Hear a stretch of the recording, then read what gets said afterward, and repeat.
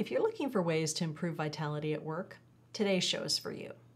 In part 2 of our discussion with Tony Simons, we're talking about the link between behavioral integrity and vitality. So, here we go.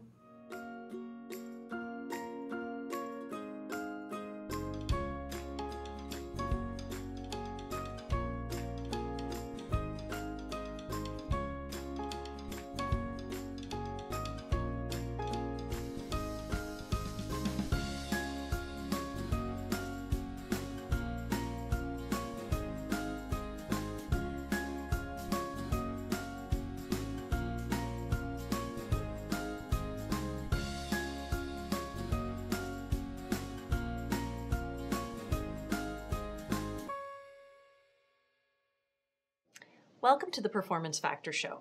I'm Christine Peachman, and today, in part 2 of our conversation about behavioral integrity, we're looking at the link between behavioral integrity and vitality.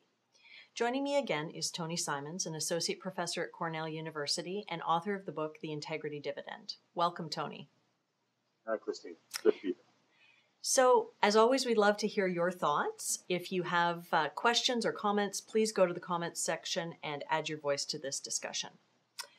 So Tony, today we're talking about vitality and the link between behavioral integrity and vitality. For anyone who hasn't seen part 1 of this interview, can you just give us a 2-sentence recap of what behavioral integrity is and why it's important? Sure. Behavioral integrity is very simply, how good is your word? To what extent do people see you as delivering on your promises and following through, living by the same values that you talk about? Right. It's the moral component is stripped out of it. And I think that's an important point to make. So when we think about living by your word and keeping your word to people, there's a sense of when you show up prepared for a meeting or you feel like at the end of the day, you've done all the things that you said you would do. There's a sense of satisfaction that comes with that. And I think, alternately, there's a sense of dissatisfaction or something that drags you down if you know that you haven't gotten back to people, if you know that you haven't kept your commitments when you've made them. And so for me, I see this as there's a real link between behavioral integrity or keeping your word and vitality. Can you talk a little bit about that? Do you see that in the work that you do? Sure. You can think about behavioral integrity in part as managing your incompletes and completing your various projects that you open up. Every time you make a promise, every time you make a commitment, you're opening up a new project file. And our lives, our minds get cluttered up with the open, unresolved things there. So it's a good idea to look around for where are the incompletes? Where are the tasks that are only partly done?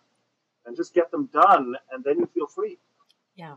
Yeah. I think, I always know when I'm out of integrity because I feel there's a bit of an energy drain. So, I start to avoid being around certain people or certain situations. So I think that's a spot to look to begin with to say, okay, well, where might I have some of those incompletes that you talk about? Yeah, incompletes, little spots of shame. Now, in today's organizations, things are complex. We've all got competing demands and commitments that we're making. Is it really possible to be 100% in integrity and therefore have good vitality in today's complex organizations? You got to forgive yourself for small slips. I think it's possible to really to approach 100% on the delivering on your promises. Just managing that very carefully. When it comes to living by your values, what happens is that values come into conflict with each other.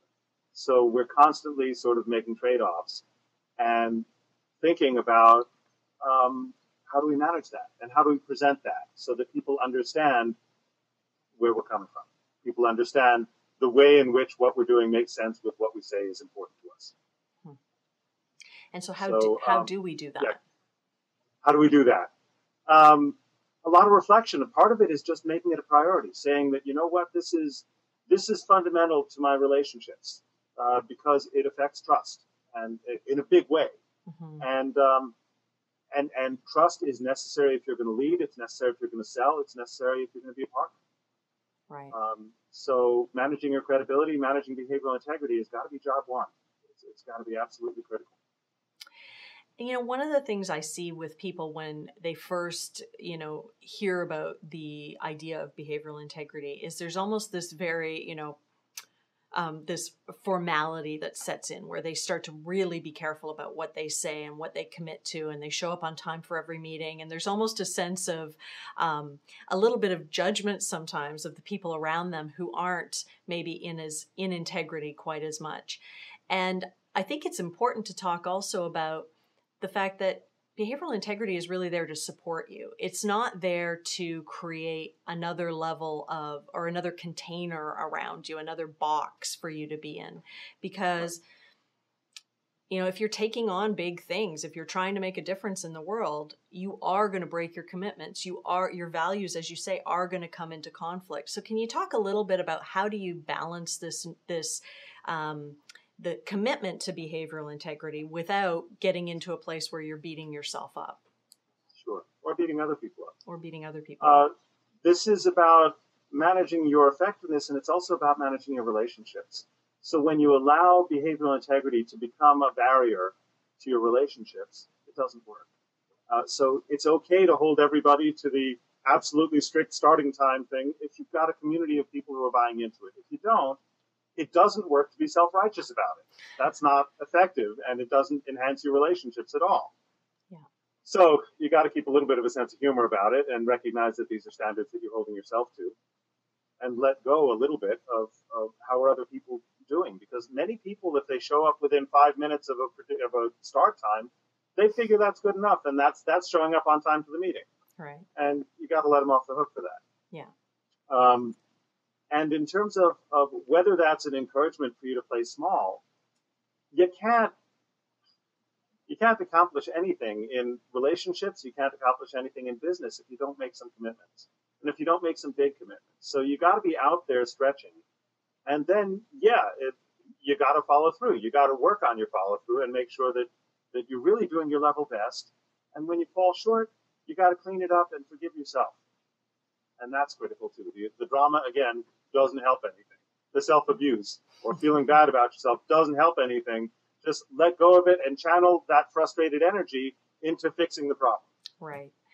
So Tony, I know we want to be careful about our time here, but I wanted to also talk just briefly about those commitments that we make to ourselves, because I know that sometimes those are the first to go. And you and I have had conversations in the past where you've talked about that. Can you just share a little bit of your thinking about that aspect of behavioral integrity?